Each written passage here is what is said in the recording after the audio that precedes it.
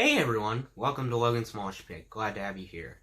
Well, today is a special day. When I say today, I mean Monday, August 3rd. You won't see this video until tomorrow though. On Tuesday, I just wanted to wish a quick happy birthday to Def Leppard's Hysteria album. Celebrating the 33rd anniversary of that album today, plus James Hetfield. It's his 57th birthday today. He turned 57 today, so happy birthday, James. Hope you're not mad at me for saying your age out loud. Anyway, today we're going to do another episode of the Memory Lane series, the place where we take a look back at some interesting articles and interviews from old guitar magazines. So the one we're going to look at today is, once again, Deja Vu, the May 13th, 1999 special issue of Rolling Stone magazine. Here's the cover. Kurt still looks so excited.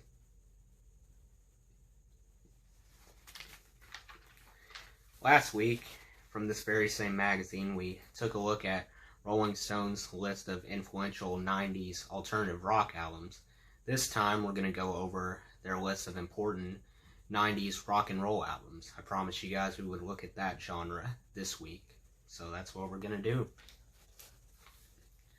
This list was put together by Anthony DeCurtis, David Wild, James Hunter, Rob Sheffield, and Robert Christgau. I apologize in advance if I mispronounce any albums or any names. Here we go, starting off with the Black Crowes, Shake Your Money Maker.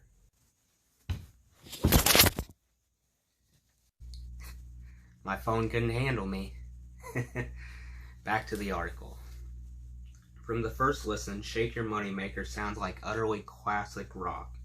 A lot of retro bands have borrowed from rock's illustrious past, but the brothers Robinson, frontman Chris, and guitar god Rich do so with tremendous conviction and style on tracks like Jealous Again, the convincing Otis Redding cover Hard to Handle, and the heaven-sent ballad She Talks to Angels. Shake Your Money Maker proves that in the age of the hair metal band, there was more than one way to rock. Next, Neil Young and Crazy Horse, Ragged Glory. To kickstart the 90s, Neil Young reunited with Crazy Horse, cranked the amps, and, as a songwriter, took a look back to see if anything was still standing.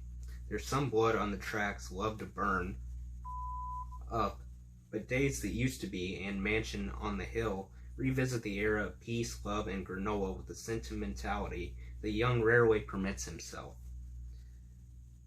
The long guitar solos are this album's real story, however. They're ragged and glorious indeed, and they turn this look back into a look ahead.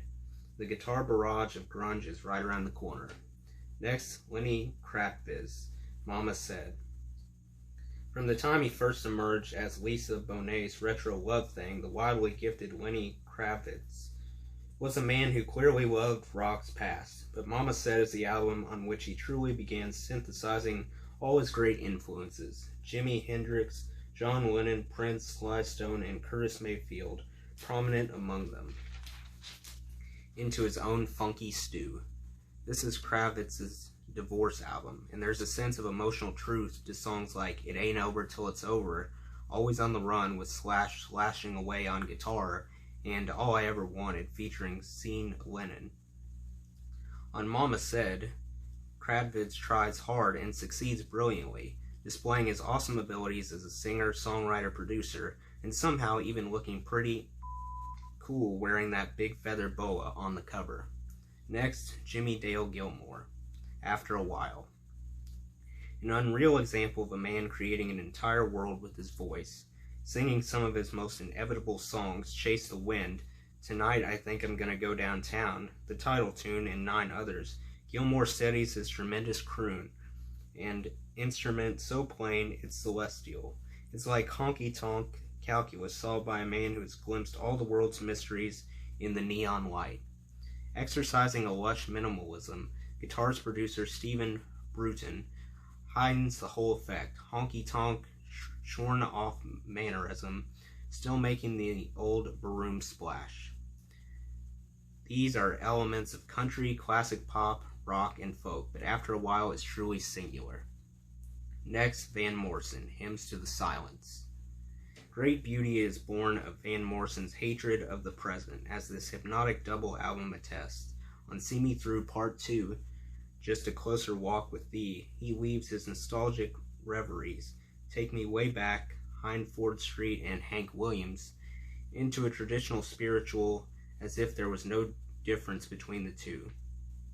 The silence is still the point, amid contemporary chaos, and wherever Morrison evokes it in these hymns in the past, nature, music, or Christian deliverance, it descends with spellbinding power. Next, Katie Lang, Ingenue. Katie Lang started out as your basic Patsy Cline tribute act, but like her voice, Lang got looser and weirder with age, and she really came into her own with Ingenue. For her first record since coming out, Lang reinvented herself as a preternaturally fabulous torch singer, throwing herself a wild ball, accessorized with her finest tunes and her most goose-pimply singing. The theme of these songs is lost love, and with musical help from collaborator Ben Mink, Lang hits new heights in glamorously devastating ballads like Constant Craving, guaranteed to soak the handkerchief of your choice. Next, Guns N' Roses, Use Your Illusion 1 and 2. It had been 5 years since Appetite for Destruction, so when Use Your Illusion 1 and 2, separate albums released simultaneously, dropped, they exploded. Slash and Izzy Stradlin let fly a brutal twin guitar assault, while Axl Rose rails like a man possessed, taking all the trash dumped into the brain and firing it back with machine gun fury. A soaring version of Dylan's Knocking on Heaven's Door is their Can't We All Just Get Along plea.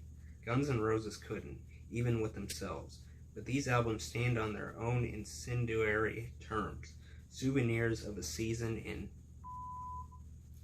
Next, Annie Lennox, Diva. Annie Lennox went solo with style on The Elegant Diva, an introspective album that has the texture of dreams, sweet and otherwise. The former Eurythmics frontwoman had arguably never sounded better than on Diva, which was luxuriously produced by Steven Lipson, although its biggest hit, Walking on Broken Glass, recalls Eurythmics. Most of the album finds Lennox striking a more organic, soulful groove, especially on the stunning, lovely Why, Cold, Money Can't Buy It, and The Gift, co-written with members of the Blue Nile. Lennox's achievement wasn't overlooked, and the album was nominated for 3 Grammys. Recently, it was announced that Lennox and Dave Stewart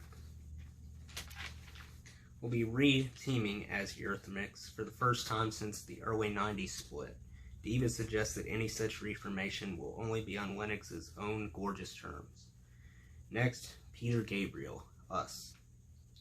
Us seems a bit like a more romantic version of John Lennon's Plastic Ono Band, a powerful, sometimes primal example of rock as public therapy.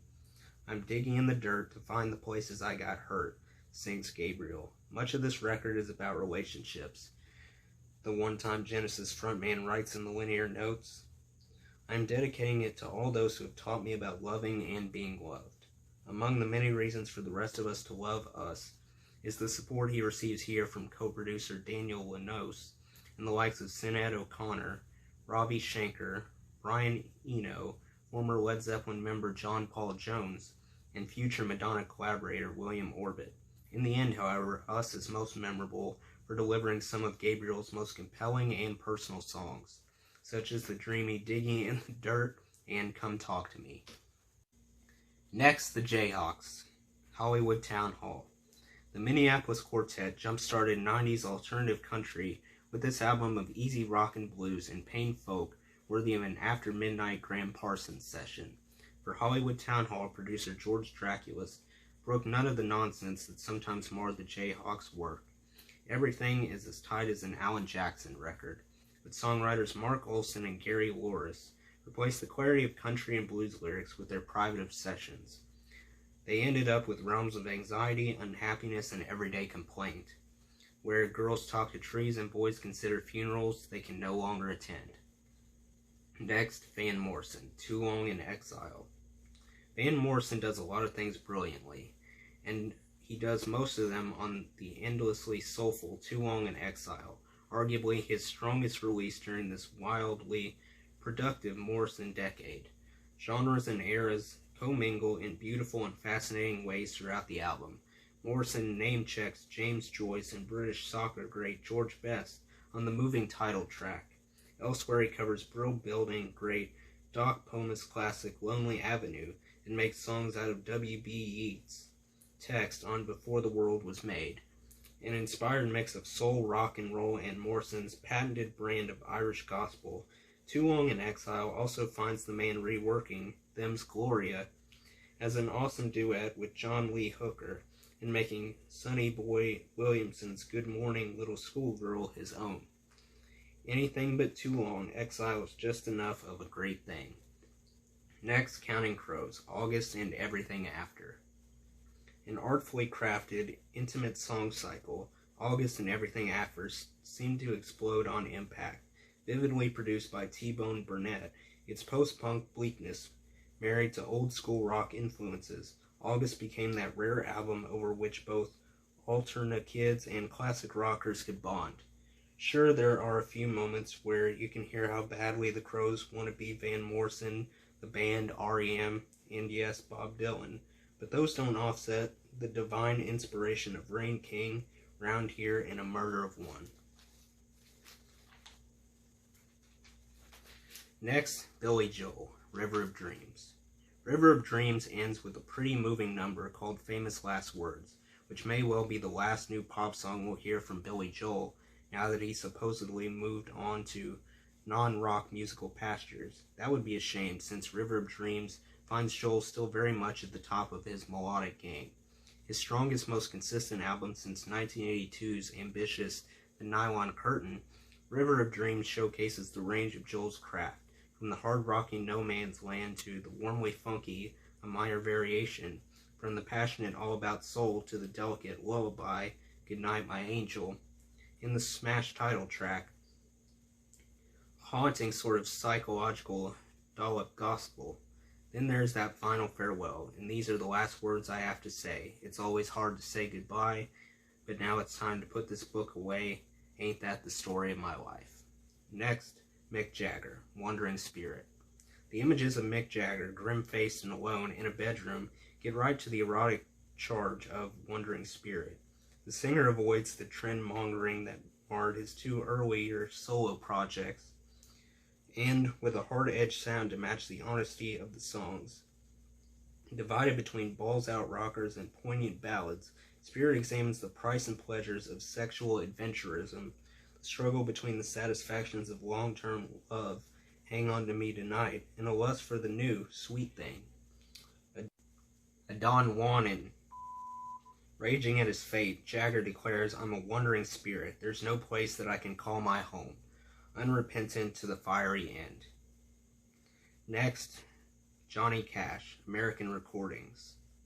It's rare when 40 years into a career an artist unleashes an indisputable masterpiece. Johnny Cash pulled it off, though. American Recordings was the brainchild of Cash and producer Rick Rubin, who had the genius to recognize that Cash's incomparable voice, alone with an acoustic guitar and a clutch of great songs, was a can't-miss proposition. Cash's own tunes, Drive On, align perfectly with apt selections by the likes of Tom Waits, Leonard Cohen, and no joke, Glenn Danzig. American Recordings is stark, stirring, and at times even funny. Best of all, it restored a master to much-deserved preeminence. Next, Iris DeMent, My Life. With her drawl captured in its homespun strength, if not its full live radiance, her songwriting poised on the cusp between a backslider's second thoughts and a good person's politics, Iris DeMent's second album achieves naturally. The lead track lays out how erroneous her craft really is, what other roots artists spend their careers fabricating. When she writes about love, she's deeper than the competition, proceeding painfully from "you've done nothing wrong" to "calling for you." When she can't find the time to mourn the father she adored, or when she looks heaven in the eye, DeMent has no competition. She makes morality beautiful. Next, Hootie and the Blowfish, Cracked Rear View. Once the phrase frat rock suggested something wild and wacky along the lines of Louie Louie, or perhaps Wooly Bully, but Cracked Rear View reinvented the concept with its tuneful brand of folky pop rock, delivered by the husky baritone of lead singer Darius Rucker. Produced by Don Geham, John Mellencamp's REM, it all came together in a massively commercial whole with a rapid succession of hard-to-resist hits: Hold My Hand, Let Her Cry, Only Want to Be With You, and Time. And this memorably named outfit became America's house band, at least for a little while. Next, Eric Clapton, From the Cradle. Eric Clapton has been king of the white boy blues since his days with John Mayall's Blues Breakers. He never formally claimed the title, however, until From the Cradle. Backed by a taut 8-piece band, Slow Hand brings the hammer down. Roaring through Elmore James, It Hurts Me Too, incinerating Freddie King's Someday After a While, and wringing the anguish out of Lowell Fulson's Sinner's Prayer. Clapton generously becomes a signpost to the deep blues on From the Cradle, a fan preaching the gospel of his idols to anyone willing to hear. Next, Tom Petty, Wildflowers. At a time when most rock veterans were stagnating, Tom Petty and producer Rick Rubin made Wildflowers, the most organic, cohesive record of Petty's career.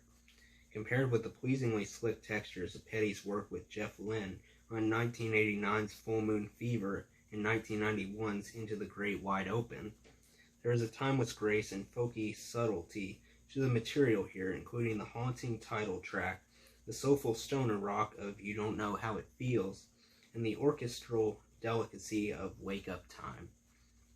Next, Jewel, Pieces of You. This barely retouched debut contains the songs responsible for the mighty Jewel dynasty. Who Will Save Your Soul is a coffeehouse sing-along on which her voice gorgeously liquefies and scats at the drop of a hat. You Were Meant for Me, the melodic marvel she wrote with Steve Poltz, lets loose her spiritualized romanticism in the pop culture mainstream, alongside movies and toothpaste. But Jewel's extraordinary Foolish Games clinches it. The heart, the soul, the all-American Edith Piaf strivings, the irresistible feeling of a pop hit as literary lingerie. Next, the Wallflowers, Bringing Down the Horse. Sure, his dad is Bob Dylan, and he both sounds and looks like a heartbreaker with a capital H, but don't hold that against Jacob Dylan. On their second album, the Wallflowers came back new and radically improved. Produced by T-Bone Burnett, Bringing Down the Horse is front-loaded with some of the most gruffly tuneful FM fun of the mid-90s. One Headlight, The Difference, and 6th Avenue Heartache, among others. Suddenly, unlike most rock icon progeny, the kids seem to have a very bright future in the family business. Next, Gone Again by Patti Smith. Gone Again, Patti Smith's first album in 8 years, is a subdued affair. A folk blues song cycle born of serial grief, the loss of her husband, Fred Sonic Smith, and her brother Todd, the 1989 death of her friend and collaborator Robert Mapplethorne, the passings of Kurt Cobain and Jerry Garcia. But in her eloquent, direct writing, the defiant force of her singing, and the gutsy, emphatic support of her band, Smith achieves the magic of exorcism by charging ballads, Wing, Ravens, and Stompers, Gone Again, Summer Cannibals, alike with a magnanimity of hopeful energy and maternal solace. In fearlessly addressing her own sorrow, Smith elevates the personal to a universal, turning Gone Again into shared electric catharsis, and showing that rock and roll means, among other things, never having to say you're alone. Next, Sheryl Crow, Sheryl Crow. Between a novelty hit and her luscious looks, it was easy to dismiss Sheryl Crow as a Pop-Tart after her debut. Tasty, forgettable once she had gone down your gullet, and not good for you.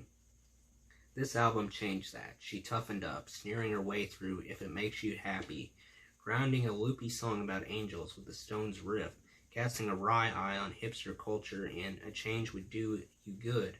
She was knowing and but still vulnerable and sexy. As the title suggests, she had come into her own. Next, Bruce Springsteen, The Ghost of Tom Joad. The grim ballads Bruce Springsteen purveys on The Ghost of Tom Joad make Nebraska seem like Rosalita. They veer precariously close to desperation. The title track is a prayer for revived idealism, and the album closes with My Best Was Never Good Enough, a contemptuous dismissal of the Gump-style cliches people lean on, however irrationally, to get by. Surveying an American landscape littered with crushed hopes, Springsteen stares down the darkness that fights it only to a draw. That a rocker of this magnitude would make a folk album this forlorn spits in the eye of the rising Dow. Next, Annie DeFranco, Living in Clip. On this electrifying live double CD, Annie DeFranco burns down the house in more than 24 cities. Using her acoustic guitar less for melody than for propulsive rhythm, she drives her band, her audience, and herself until everyone is sweaty and sated. DeFranco parses her conflicted feelings for a lover in Gravel and skewers the ambition of a fellow musician in Napoleon. A wild rendition of Amazing Grace performed with an orchestra explicitly links DeFranco to a folk tradition she has thoroughly redefined, nowhere more than on Living in Clip. Next, John Fogerty, Blue Moon Swamp. When you put out one album of new material per decade, you have to make it count. On Blue Moon Swamp, Fogerty does. His guitar still crackles with swamp fever, and incredibly, his voice sounds even stronger than it did back in the day. On Walking in a Hurricane, it's hound-stalked enough to send chills up your spine, and when the Fairfield 4 helps Fogerty evoke sweltering Delta days, 110 in the shade, believe me, you'll break a sweat.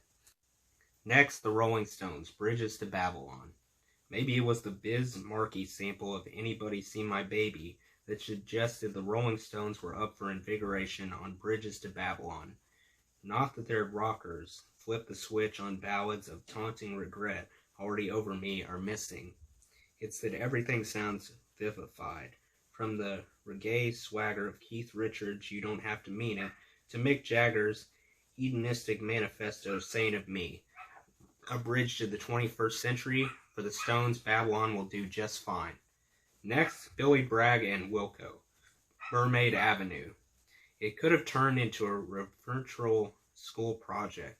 Earnest folk rockers dutifully writing music for lyrics left behind by the sainted Woody Guthrie. Happily, Mermaid Avenue is no such thing.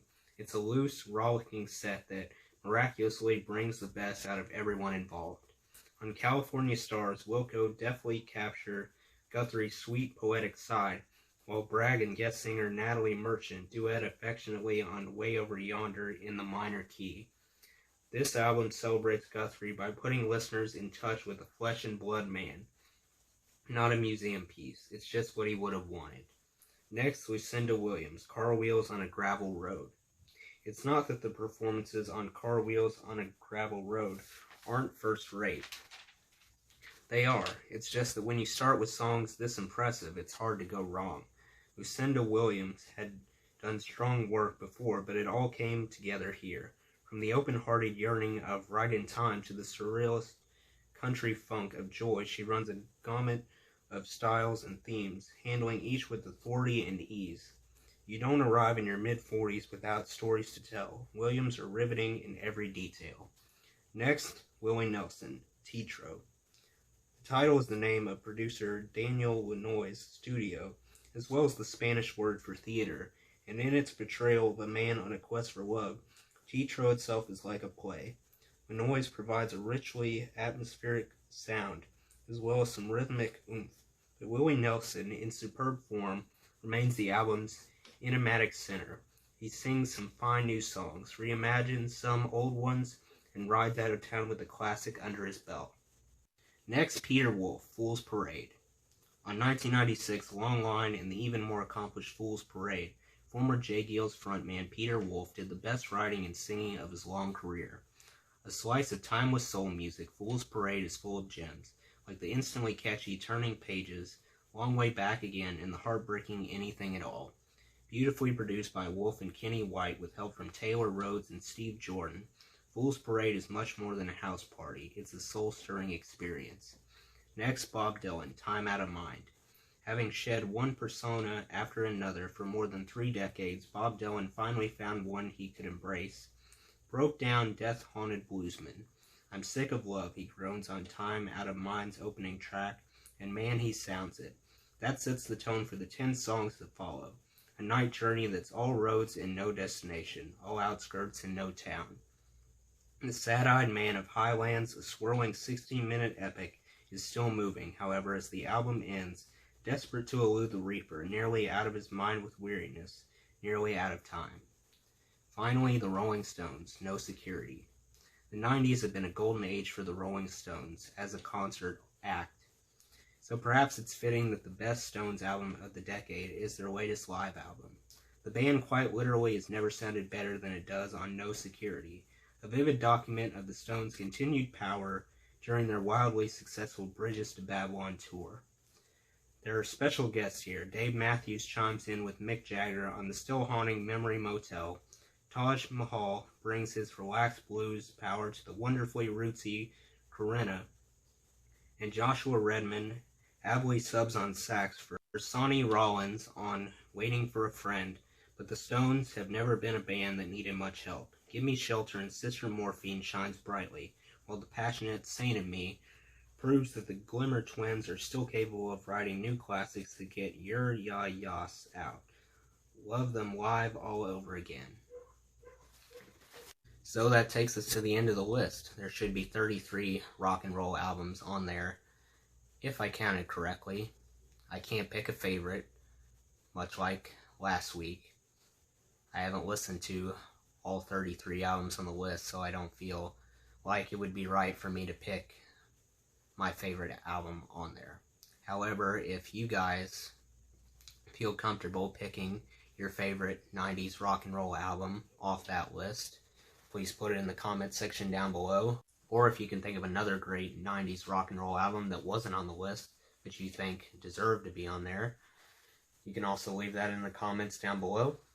That does it for today's video, guys. I hope you enjoyed. Make sure to like, comment, and subscribe if you haven't already. I really appreciate the support. I'll see you next time. Until then, rock on.